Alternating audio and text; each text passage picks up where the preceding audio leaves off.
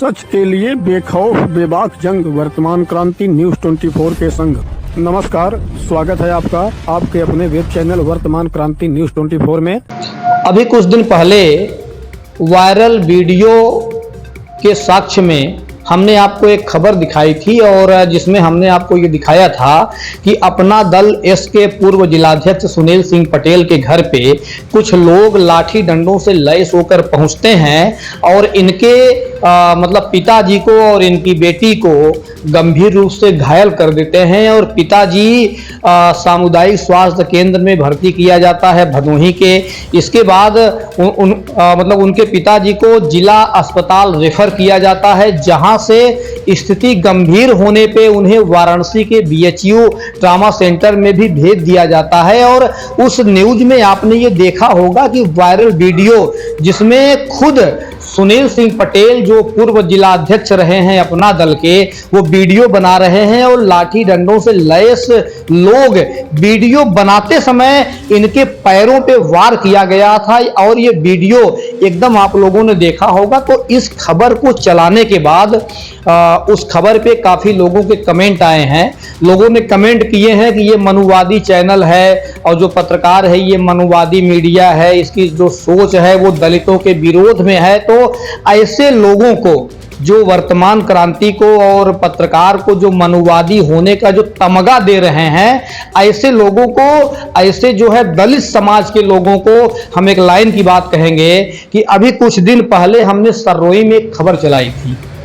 एक दलित महिला जो विधवा है, उसके आगे पीछे गार्जियन के रूप में कोई नहीं है, 3 छोटे छोटे बच्चे हैं, उसकी 5 बीघा जमीन को वहां के कुछ लोगों द्वारा हड़पने की कोशिश की जा रही थी और वह महिला, दलित महिला, काफी दिनों से दौड़ लगा रही थी। प्रशासन के चक्कर वो आज भी लगा रही है, मगर कोई सुनवाई नहीं हुई। उस दलित महिला के साथ हम वहां पे पहुंचे हैं अपनी टीम के साथ, हमने उसकी खबर चलाई है और उस खबर के चलने के बाद जो भीम आर्मी के लोग हैं या जो दलित समाज के जो कर्ता धर्ता हैं, जो अपने आप को मतलब दलित समाज का मुखिया कहते हैं, जो कर्णधार कहते हैं, आज तक उस महिला के घर पर एक भी दलित नेता नहीं पहुंचा है। जो लोग हमारे ऊपर ये आरोप लगा रहे हैं कि ये मतलब मनुवादी लोग हैं, मनुवादी मीडिया है, फर्जी खबर दिखा रहे हैं, आप इस बात को समझिए कि वर्तमान क्रांति न्यूज हमेशा दलितों, असहायों, पिछड़ों और पीड़ित लोगों की आवाज उठाता है, आरोप चाहे कोई कुछ भी लगा दे। तो अभी आज हम जिस खबर से आपको रूबरू कराने जा रहे हैं, एक बार फिर हम आपको भदोही के अपना दल एस के पूर्व जिलाध्यक्ष सुनील सिंह पटेल से बातचीत कराने जा रहे हैं, रूबरू कराने जा रहे हैं और हम ये जानेंगे कि जो ये मामला हुआ, जो ये मारपीट का मामला हुआ, जो दर्जनों लोग इनके घर पे आए थे, मारपीट किए थे, उस मामले में पुलिस प्रशासन ने अब तक क्या कार्रवाई की है। और चूंकि ये अपना दल के जिलाध्यक्ष रहे हैं तो पार्टी की तरफ से इनके साथ क्या सहयोगात्मक कार्रवाई की गई, क्या रवैया अपनाया गया, इन सारे सवालों के साथ हम आपसे रूबरू करा रहे हैं। MH मैरिज लोन, शादी, विवाह, बर्थडे पार्टी या किसी भी अन्य शुभ अवसरों के लिए भदोही जनपद का एकमात्र सबसे सस्ता मैरिज लोन, जिसमें आपको मिलेंगी हर वो सुविधाएं जो महंगे होटलों में भी नहीं मिलेंगी। तो एक बार फिर आपसे हम रूबरू कराने जा रहे हैं, बातचीत के माध्यम से विचार जानेंगे और जो दलितों और पिछड़ों के हक की लड़ाई के लिए इतने दिन तक संघर्ष किया है अपना दल एस में, वह जिलाध्यक्ष, पूर्व जिलाध्यक्ष आज हमारे साथ बैठे हैं और उस मामले में अब तक क्या हुआ है हम ये इनसे जानने का प्रयास करेंगे। तो अध्यक्ष जी, जो ये आपके साथ जो घटना हुई थी उसमें क्या हुआ है अब तक? पहले तो पत्रकार बंधु आपका मैं बहुत बहुत धन्यवाद देता हूं। आपके माध्यम से, आपकी मीडिया के माध्यम से बहुत लोगों के पास मेरी आवाज़ पहुंची, बहुत अच्छा रिस्पांस मिला कुछ। और घटनाक्रम आपको पहले भी पता है, अभी भी बता रहा हूं। मैं इसके बारे में आपको बता दूं कि जिस दिन हमारा FIR दर्ज हुआ। जो घटना घटित हुई थी आपके माध्यम से दिखाया गया था, ये सच्चो वहाँ के रमेश कुमार जी हैं और कहाँ के सच्चो? चौरी, थाना चौरी, यानी जो आपका थाना है? जी, थाना चौरी है। उसके बाद हमारे जब मारपीट हुई, मैंने उनको फ़ोन भी किया, अवगत कराया, हम लोग थाने पहुँचे।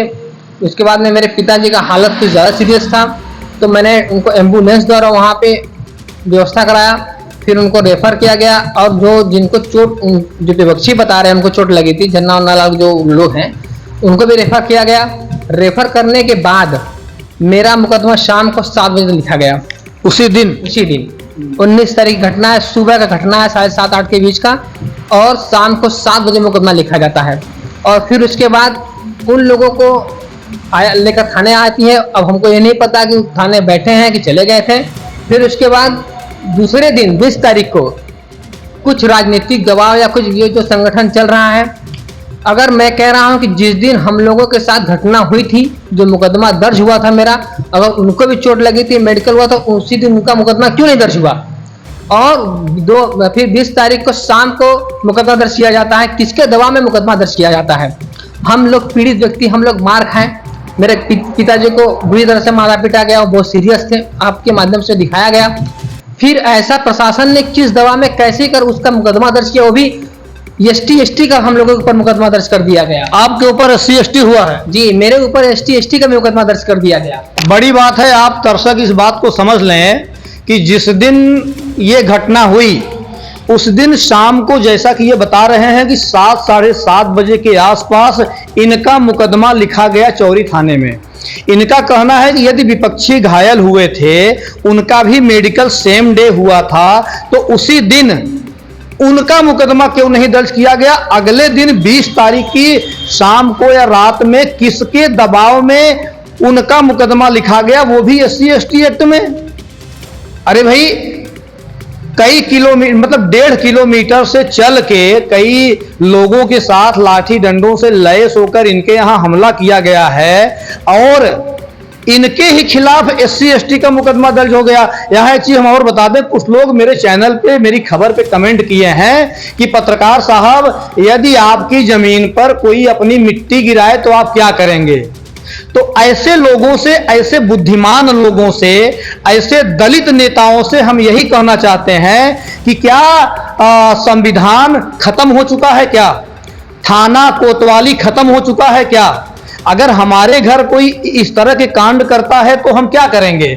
भाई, नियमतः तो हमें यह करना चाहिए कि आप अपने स्थानीय पुलिस में, जो आपके नजदीकी पुलिस स्टेशन है, आप वहां सूचना दें कि ऐसा ऐसा घटना हो रहा है। नहीं सुनवाई होने पे आप ऊपर जाएं। अब अगर ऐसी घटना होने पर आप खुद हथियार उठा लें तो ये कहां तक उचित है? फिलहाल इनके खिलाफ SC/ST का मुकदमा दर्ज हुआ है दूसरे दिन, जबकि गलती इनकी नहीं है। मारने वो लोग आए थे और मुकदमा SC/ST के खिलाफ इनके हुआ है। घटना को कितने दिन हो गए हैं? घटना को आज तो 26 हो गया है, 19 तारीख घटना है, 7 दिन तक या 8 दिन तक ये मामला हो गया है। 7-8 दिन हो गया। कार्रवाई क्या हुई? कार्रवाई के रूप में अभी मैं आपको एक ऑडियो भेजा था, आपने उस पर दिखा, मैंने देखा, उसमें SO साहब मुझसे कहते हैं कि 3 लोगों की गिरफ्तारी हो गई, उनको जेल भेजा गया।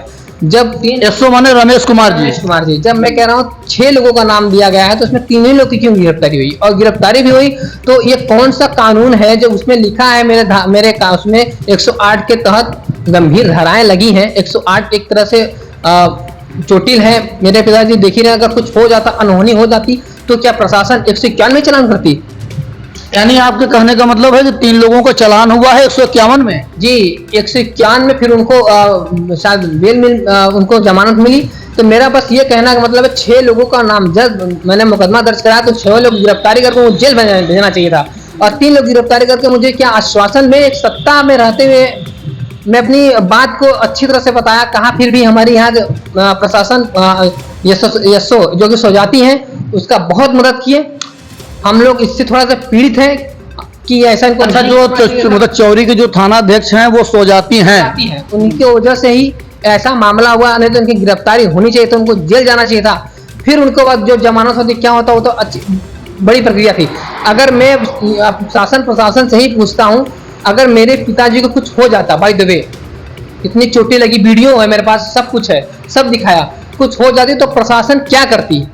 ऐसे ही छोड़ देती उन लोगों को कि उनको जेल भेजती? ये सवाल है। और दूसरी बात, मुकदमा एक जो सेम डे जब मेरा मुकदमा दर्ज हुआ तो सेम डे उनका भी मेडिकल हुआ, तो सेम डे उनका मुकदमा दर्ज करना चाहिए था। अगर क्रॉस अम्बेबाई उनको भी चोटें आई तो क्रॉस जो भी हो उसी दिन का, फिर एक दिन बाद मुकदमा क्यों दर्ज किया गया? किसके दबाव में किया गया? बड़ा ये जो है इनका बड़ा सवाल है कि यदि उस दरमियान इनके पिताजी को कोई अनहोनी हो जाती इनके पिताजी के साथ तो क्या होता। अब आप यहाँ पे दर्शक इस बात को समझ लें कि विपक्षियों का, जो इनके विपक्षी हैं, उनका कहना है कि ये उनकी जमीन पे मिट्टी गिरा रहे थे। तो चलिए हम 1 मिनट के लिए मान लेते हैं कि इनके द्वारा उनकी जमीन पे मिट्टी गिराया जा रहा था, तो नियमता तो होना चाहिए था कि उन लोगों को कानून का सहारा लेना चाहिए था, और यदि ये दोषी होते तो प्रशासन इनको सजा देती। मगर उन लोगों ने क्या किया कि दर्जनों लोगों के साथ लाठी डंडों से लैस होकर, ये घर पे नहीं थे, गार्जियन के रूप में सिर्फ इनके वृद्ध पिताजी थे, बच्चे थे, और उन लोगों ने इनके पिताजी को मारा पीटा, और बावजूद इसके इनके ही खिलाफ SC ST का मुकदमा दर्ज हो गया। तो हम कहेंगे भारतीय संविधान की जय, और भदोही प्रशासन जिंदाबाद का नारा हम भी लगा रहे हैं। और इसी के साथ हम इनसे ये जान लेते हैं कि चाहते क्या हैं, ये क्या चाहते हैं। पहले तो मैं प्रशासन से मांग करता हूं, मेरी जो सुसंगत धाराओं में 108 है वो 107 के में कन्वर्ट हो और उनको जेल हो, क्योंकि इन लोग बहुत मनबड़ व्यक्ति हैं। और जिस जमीन का विवाद था, समझिएगा बात, जिस जमीन का विवाद था वो वन विभाग के नाम से संरक्षित है। और दूसरी बात, अगर ये गरीबों को वन विभाग, अगर गरीबों को जमीन दी जाती है, जो भूमिहीन होते हैं उनको जमीन दी जाती है। इनका बैकग्राउंड जान लीजिए, ये भाजपा का नेता रहा मायावती जी की सरकार में, और करोड़ों की संपत्ति बनाई, और इसका आलीशान मकान है। इसके पिताजी सरकारी नौकरी करते हैं, उसके मरने के बाद इनको पेंशन मिलता है, उसी से ये लोग अपनी जीवन बहुत अच्छी तरह से, इनका कंस्ट्रक्शन भी चलता है। इसका एक भाई PID है उसी में थाने पे। और इतने बड़े होते हुए भी, और एक ही, ये और विषय देखिएगा, एक ही घर, एक ही परिवार के 10-12 लोगों को 11.5 से 8 बीघे, 8 से 7 बीघे पट्टा कर दिया जाता है उसी वन विभाग की। भाई गजब है वास्तव में। भदोही प्रशासन और जिला प्रशासन वास्तव में ऐसा काम किया है कि वास्तव में ये बहुत जो है कह लीजिए कि मतलब गजब काम है। कि जैसा ये बता रहे हैं कि बसपा सरकार में जो नेता था, जिसके घर में सरकारी कर्मचारी हैं, जिसको मतलब जिसके पास संपत्ति लाखों करोड़ों की है, ऐसे व्यक्ति को सरकारी पट्टा दिया जाता है, और उसी पट्टे के आधार पे इनकी भूमिधरी जमीन को अपना बताकर इतना बड़ा कांड कर दिया जाता है। तो फिर वो पट्टा उसको कर दिया जाता है। और जितने भी हम लोग काश्तकार हैं वहां पे, सभी लोग जमीन रजिस्ट्री कराए हुए हैं। उस जमीन हम अगल बगल के, अगर मैं एक तरह से देखा जाऊं तो हम लोग भी वहीं के रहने वाले होंगे, निवासी होंगे। हम लोग जब रजिस्ट्री मेरी होगी तो हम लोग वहीं के रहने वाले निवासी होंगे।